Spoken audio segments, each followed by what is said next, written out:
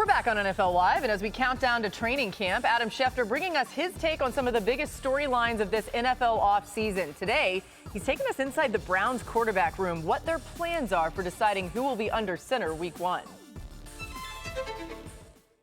The Cleveland Browns are not going to be successful until we get a quarterback. Cleveland hasn't produced any Super Bowls, but it has produced as much quarterback drama as any team in the league. The Browns are the biggest disappointment in the NFL. Since returning to the NFL in 1999, no team has used more quarterbacks than the Browns, who have had 40, 10 more than the next closest team, the Bears. This year, the Browns have the league's most intriguing quarterback room.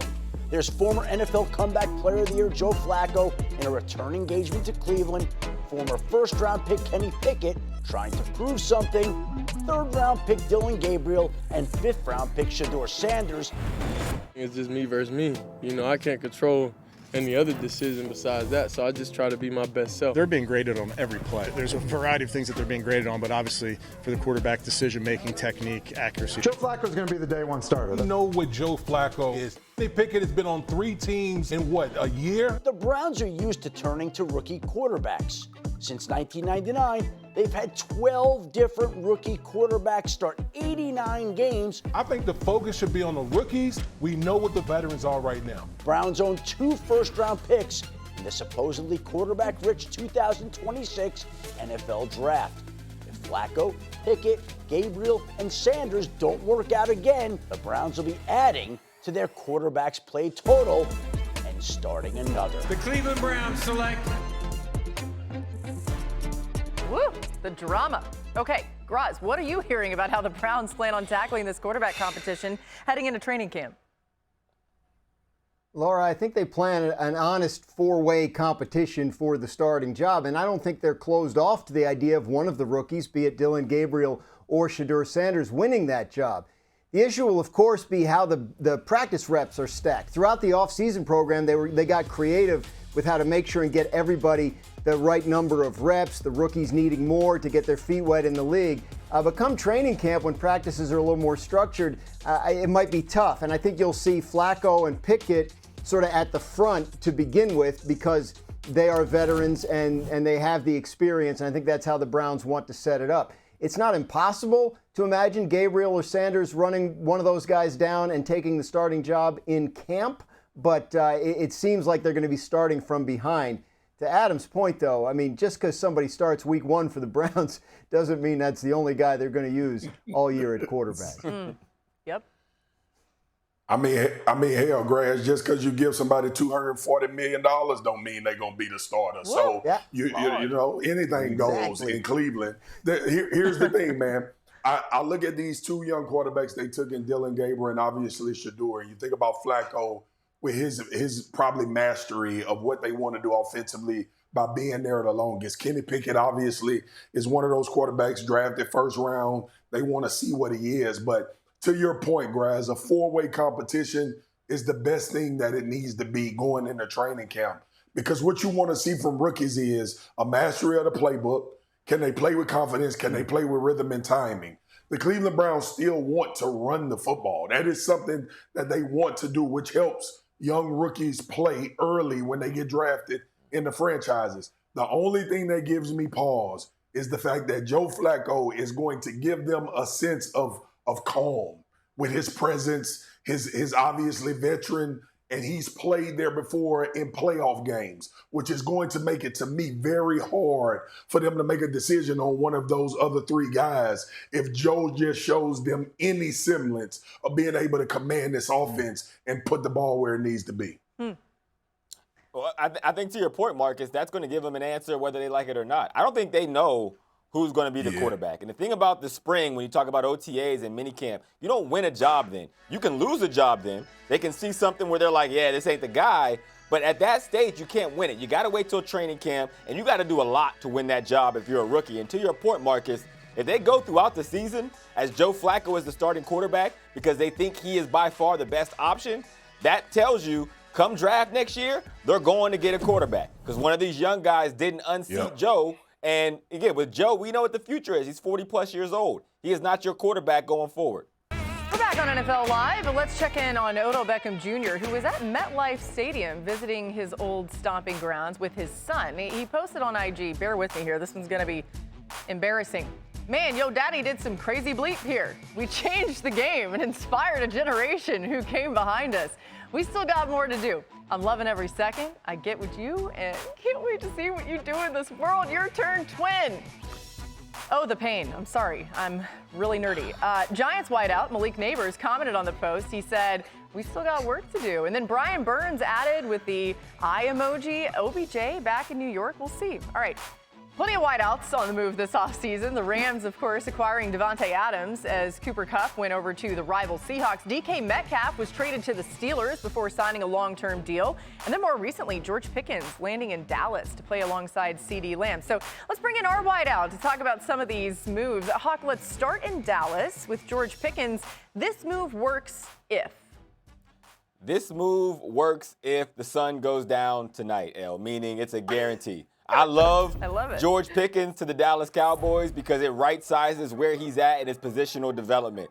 He's a true number 2 at the moment, and he hasn't played alongside a receiver like CeeDee Lamb, who's going to get a lot of attention, which is also the issue that Dak Prescott and this offense had a year ago. Right now you have CeeDee Lamb, and if a safety shades over top, George Pickens' strong point is down the field. And if they go too high, it opens up the run game. Love this signing in Dallas. Next up, we got Cooper Kupp. This works if Cooper Kupp can still get open as quickly as we've seen him at the LA Rams. In this offense, it'll be by committee between Cooper Kupp, Smith-Njigba, and Clint Kubiak, right? He has to design an offense that Sam Darnold feels comfortable diagnosing quickly and getting the ball out of his hands. He's at his worst when he's holding it. Cooper Kupp's ability to get open will make sure that he stays on timing and that this offense can continue to develop. Davante, this will work if he can play within the system between McVay and Stafford, right? It's tried, it's true. They're great at getting on timing. Davante likes to take a little bit of time to get open and really show his ability to get open in man-to-man. With this system, it's more timing. He has to trust it down the field, intermediate, and in short routes. And if he can do that, it's a match made in heaven in LA. Yeah, so far, even just from minicamp, seems like Davante is rejuvenated. He's excited for this opportunity. Graz, the Rams moved on, though, from Cooper Kupp. He was somebody that obviously they had a ton of familiarity with. They replace him with Davante Adams. What do you think they're looking specifically to get out of Adams now?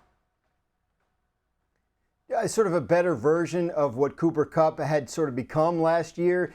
Cooper Kupp, a great all-time Rams Super Bowl MVP, but yeah, the injuries were piling up. They felt like that was having an effect on his performance. And you see Davante Adams, a veteran receiver who down the stretch with Aaron Rodgers and the Jets last year was having some extremely highly productive games. So they really felt like this is a veteran who can come in, can click with Matthew Stafford, can be the kind of guy that understands the game the way a great veteran quarterback like Matthew Stafford does. Can run any route on the tree and would just sort of be an upgrade over. Again, not any offense to Cooper Kupp, but the Rams felt like Cooper Kupp had reached a point in his career where he just wasn't the same player anymore, whether it was because of all the injuries or anything. And Davante Adams, they felt like as a veteran presence, just a better player at this point in his career. So that's the offense, which is impressive enough in its own right. But Marcus, on the other side of the ball, this is a young and really talented group. What are your expectations for the defense this upcoming season for the Rams? I expect this defense to be straight up menaces, especially up front. Boogie, you know how much I love this defensive line with Jared Verse and Fisk. They got Poona Ford as well. You talk about Kobe Turner. I think they can be one of those dominant units that actually takes games over when there's favorable situations to pass rush. We saw them give the Philadelphia Eagles problem, and we know how much we respect the Eagles' offensive line. But I think with these guys up front and the pressure that they can create, it will go throughout the rest of the team. And when you think about this NFC division now with the Philadelphia Eagles, the addition of Jaden Daniels, Dak Prescott, you think about obviously when you get into the playoffs with these teams, the getting after the quarterback, but also being able to stop the run or at least get yourself in third down situations where you can get after the passer. I think the Los Angeles Rams are built that way. Yeah, you can see them constructing the team to be built that way, right? They got a little taste of it last season. I expect to see him go deeper in the playoffs this year. Just feels like it's time. It's bubbling up. Last two seasons have been rock bottom for Patriots fans. 4 wins in each. Look at last season in particular. New England's offense ranked 27th in sacks allowed, and its defense ranked 32nd in sacks. It was the first time the Patriots were last in the NFL in defensive sacks since 1992, 2 years before this man, Robert Kraft, took over. Any Patriot fans that are out there, I can tell you I'm very excited about this upcoming season. The last 2 years were the worst years of my 31 years of ownership. We have to change that. We have a new coach in Mike Vrabel who is really connected with the players, who's doing great work. We have a young quarterback, a lot of great veterans, free agent veterans who came in, a great draft class. We're going to have fun this year, I promise. All right, that's a promise. The Patriots, by the way, got their offseason started quickly, firing Gerard Mayo, hiring Mike Vrabel, who won 3 Super Bowls with the Pats as a player. He's the 16th coach in team history. New England made other offseason moves, the most notably new offensive and defensive coordinators, as well as Stephon Diggs, who played a career-low 8 games last season. We'll see how healthy he is. Plenty busy at the draft as well. 3 picks in the top 70, including Will Campbell at number 4. It's the highest the Patriots have selected an offensive lineman since 1973. Graz, you heard the comments there from Robert Kraft. What do you make of them? Well, everything feels better when you have a quarterback, and I think while the Patriots were excited about Drake May last year, they hadn't seen him yet, and what they saw from him last season as a rookie has them very encouraged about the future. Robert Kraft also, I think, takes some confidence from having Mike Vrabel, his familiarity with Mike Vrabel, his relationship with Mike Vrabel, and the fact that Vrabel is a proven successful head coach. So I just think in general there's a better feeling around the team, and I think that's what Robert Kraft is reflecting there. It's a roster that probably needed more than one offseason's worth of work and may not be ready to compete at the highest level yet, but I think they feel in New England like they're sort of back on the upswing, and a lot of that has to do with their excitement around their young quarterback. Graz, my bad for jumping you, bro. I thought it was me. I like what you said though about this offense, and I think modernize, right? They have to. Obviously, you got a quarterback now that shows some things where you can have a lot of confidence if you're Josh McDaniels. Also, getting this offensive line, that's been their biggest Achilles heel on offense, more than anything. We could talk about the lack of weapons and all of the things, but when the New England Patriots were dominating, it was always about their offensive line, ability to run the football, and now I think they'll be able to push the football down the field, obviously with Stephon Diggs.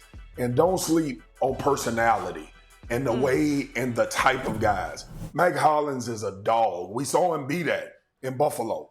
Physical. Mike Vrabel building this team in the image of tough and physical, but also wanting to as well be explosive. I think they are going to be an exciting football team to watch as long as this offensive line can hold up and keep Drake May clean from an offensive perspective.